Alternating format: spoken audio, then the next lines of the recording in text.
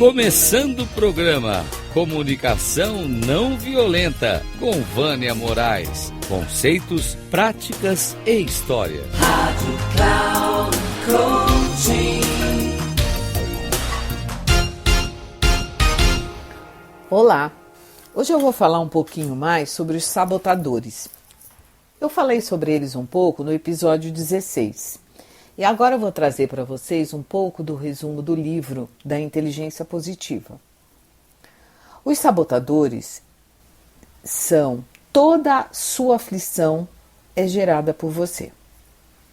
Toda a sua aflição nas formas de ansiedade, decepção, estresse, raiva, vergonha, culpa, tudo que o leva ao sofrimento é gerado por seus próprios sabotadores. Sob a influência dos sabotadores, as pessoas querem barganhar e negociar.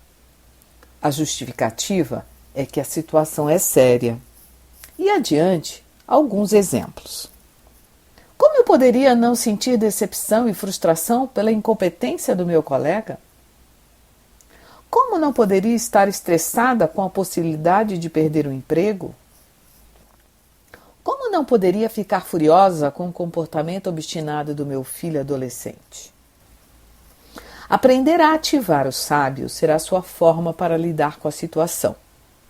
Com eles, é possível lidar com todos os desafios que venham a surgir, gerando melhores resultados e também satisfação pessoal, paz de espírito e felicidade na jornada.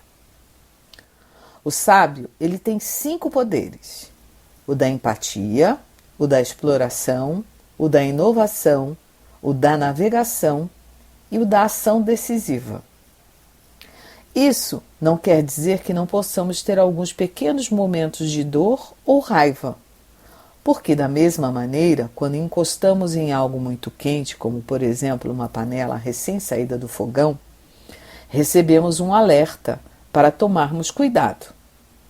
É dessa forma podemos sair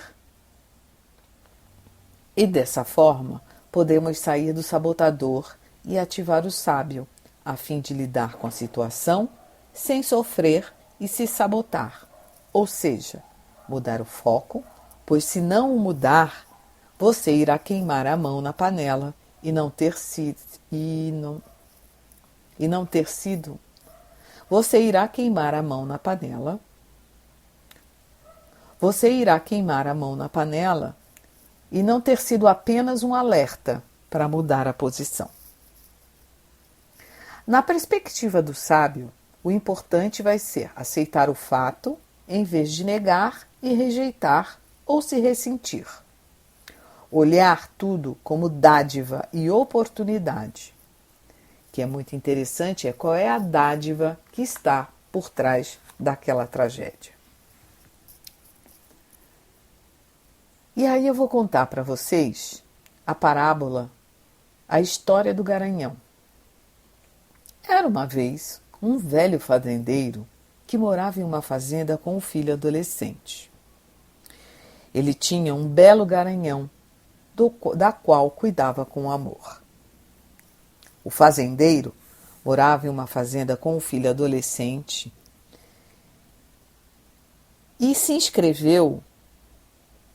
o fazendeiro inscreveu o garanhão na competição de feira anual do país. O garanhão ganhava o primeiro prêmio. Os vizinhos do fazendeiro se reuniram para dar os parabéns pela vitória. Ele calmamente disse: "Quem sabe o que foi bom e o que foi ruim?" Intrigados com as respostas, o vizinho foi embora. Na semana seguinte, ladrões que ouviram falar do valor aumentado do garanhão roubaram o cavalo. Quando os vizinhos apareceram para lamentar com o fazendeiro, eles mais uma vez o encontraram calmo e controlado. E ele disse: "Quem sabe se foi bom ou se foi ruim?" Vários dias depois, o corajoso garanhão foge dos ladrões e consegue voltar para a fazenda, levando com ele algumas éguas selvagens com quem fez amizade no caminho. Quando os vizinhos o parabenizaram com a animação, o velho fazendeiro mais uma vez disse: "Quem sabe que foi bom ou que foi ruim?" Algumas semanas depois, o filho do fazendeiro caiu de uma dessas novas éguas quando estava tentando domá-la e quebrou a perna. Quando os vizinhos se juntaram para se lamentar com o fazendeiro, ele mais uma vez os lembra: "Quem sabe o que foi bom ou o que foi ruim?" Na semana seguinte, o exército imperial marcha pelo vilarejo e recruta todos os jovens capazes para a guerra que acabou de começar. O filho do velho fazendeiro é dispensado por causa da perna fraturada. Os vizinhos não se davam mais ao trabalho de procurar o velho fazendeiro para parabenizá-lo. Àquela altura, já sabiam qual era a resposta dele. Quem sabe o que foi bom e o que foi ruim? O que você pode tirar dessa história?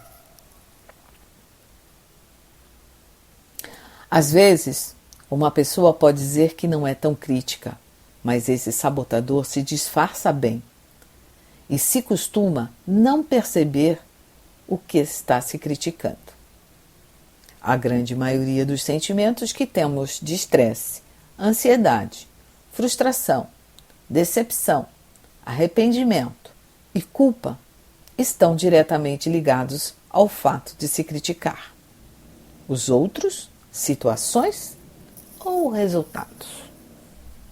Então, os sabotadores, eles podem nos trazer grandes informações se soubermos olhar para ele com sabedoria.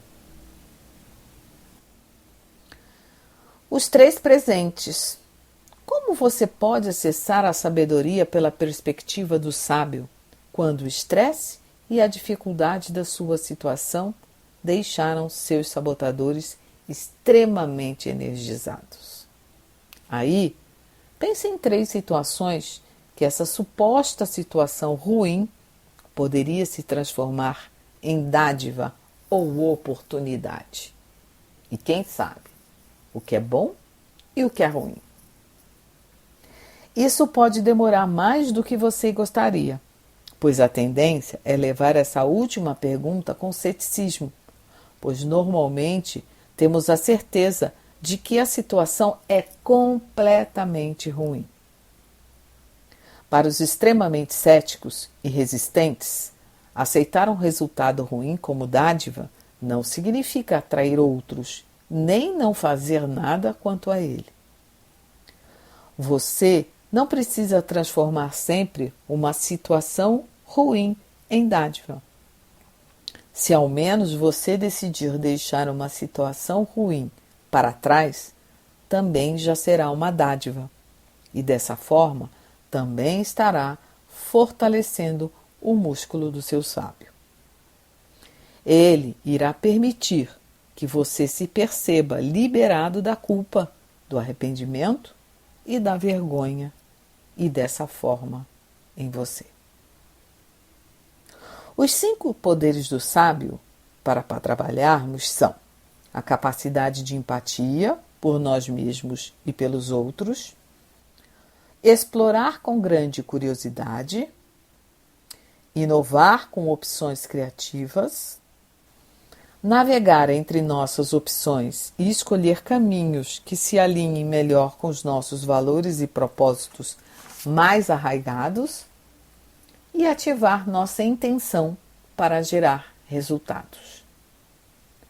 Nem todo desafio irá exigir todos os 5 poderes, nem numa ordem especial. Nem sempre será necessário ativar o sábio, e você saberá quando ativar e saberá qual poder usar e quando.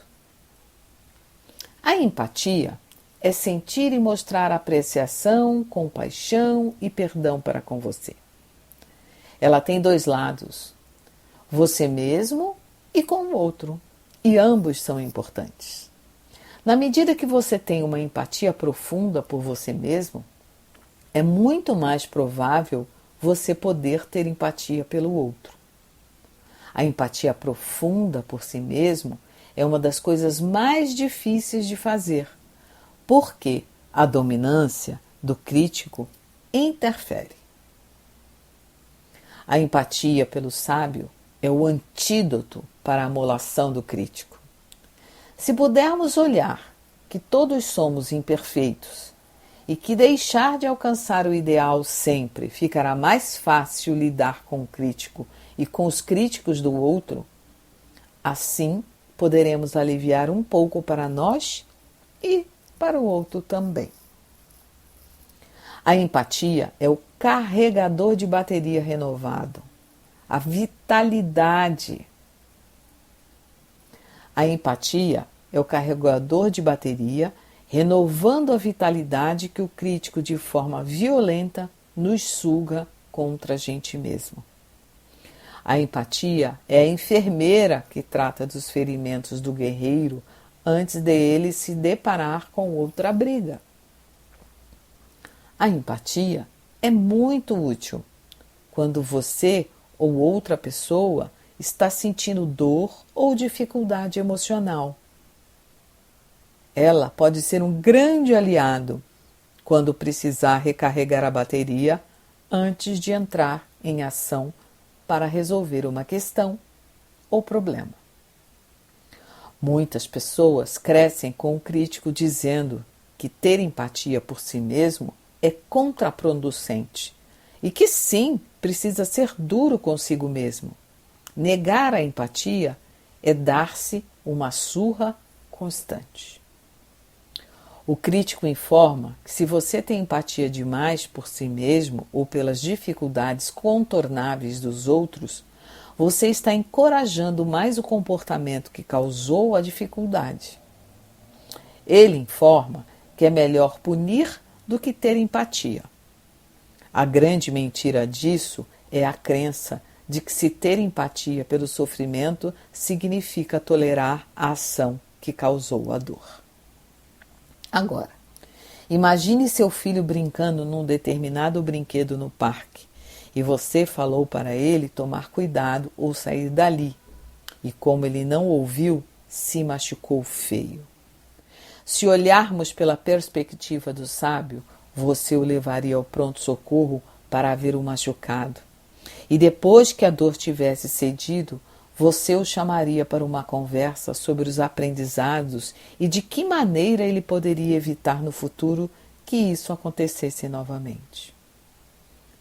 Na visão do crítico, isso é completamente errado e sim exigiria um castigo imediato. Na medida que você muda a perspectiva do sábio, automaticamente você acessa os 5 poderes, inclusive o da empatia. Uma das formas de fortalecer o sábio é visualizar a criança por apenas 1 minuto em sua cabeça. E agora, algumas dicas que talvez possam ser importantes. A visualização no parquinho quando criança. Se você tem filhos pequenos, netos, ou mesmo uma criança qualquer em um parque, no play do condomínio, na piscina ou na praia, por exemplo, é bem provável que você sinta empatia e afeto quase de forma imediata, porque as crianças em idades tenras irradiam a essência da energia do sábio. Ainda não foram contaminadas pelos sabotadores que nos incomodam na vida adulta. Você pode utilizar-se da mesma maneira para sentir empatia por si mesmo e pelo outro. Um exercício é você se visualizar quando criança, em um lugar onde sua essência apareça. Eu posso me lembrar quando era criança e meus pais me levavam no Parque Nacional da Serra dos Órgãos e andávamos pelas pedras. Lembro que catava pedrinhas redondas para brincar, para jogar depois com minhas amigas. Uma outra possibilidade é uma foto. É pegar uma foto sua de quando era criança e observar como isso estava aparentemente. Mantenha ela perto de você por um tempo para que possa observá-la várias vezes. E será uma forma também de você lembrar que sua essência também merece empatia e amor de forma incondicional. Para ter empatia com o outro, você pode utilizar escolhendo qualquer um dos poderes do sábio. Caso escolha utilizar a empatia e está em uma reunião, olhe para a pessoa que está à sua frente e visualize ela quando criança, e poderá ver a sua verdadeira essência. Você pode visualizá-la abraçando sua mãe, segundo o filhote de um cachorro. Você pode visualizá-la abraçando sua mãe. Quem aprende a utilizar o poder do sábio da empatia é capaz de ativar uma exploração baseada na curiosidade, franqueza, assombro e vulnerabilidade, mesmo diante de uma crise. A pergunta do sábio na exploração é: o que mais eu posso descobrir? E aí eu te deixo duas perguntas. Com que frequência você vivencia o seu modo explorador? E com que frequência se vê em uma posição de curiosidade profunda? Um grande abraço. Vânia Moraes Troiano.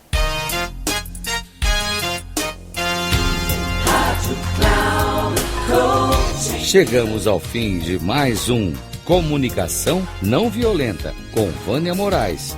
Conceitos, práticas e histórias. Rádio Cloud Coaching.